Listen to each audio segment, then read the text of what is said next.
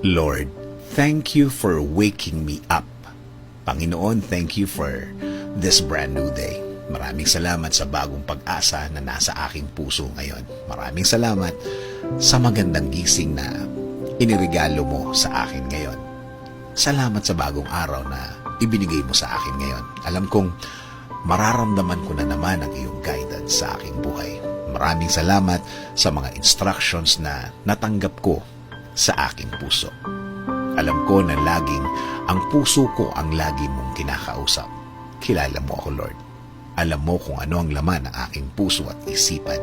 Hiling ko po sa inyo na lagi niyo po itong lagyan ng magagandang bagay para sa isang tahimik na araw. Alam ko din, Lord, na patuloy mo akong aalagaan tulad ng mga nakaraang mga araw na nagdaan kung saan naramdaman ko ang iyong pag-aalaga na bahagi ng iyong pagmamahal sa akin. Salamat din, Lord, dahil babantayan at bibigyan mo ng pag-aalaga at proteksyon ang lahat ng miyembro ng aking pamilya sa lahat ng oras at sa lahat ng araw.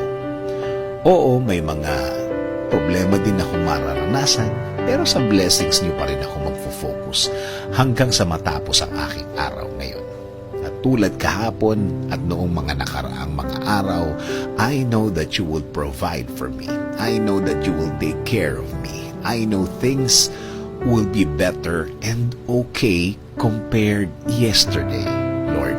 Alam ko din na ang dala ng bagong araw na ito ay bagong pag-asa, bagong pagpapala, bagong mga opportunities, right people, that you will put in my way so they can be a good influence in my life. Salamat din, Lord, sa mga bagong bagay na aking matututunan sa araw na ito.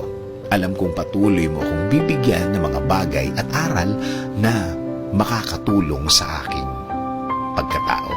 Kaya, Lord, thank you sa magandang plano mo para sa akin, para sa aking buhay at buhay ng aking pamilya. Alam ko na ang plano mo ay mas mabuti at mas maganda sa aking plano. Ini-offer ko po sa inyo ang buong araw ko. Bigyan niyo po ito ng blessings. Bigyan niyo po ako ng bagong wisdom. Bigyan niyo po ako ng bagong kaalaman para sa ikabubuti ng aking buhay. In Jesus' name we pray. Amen.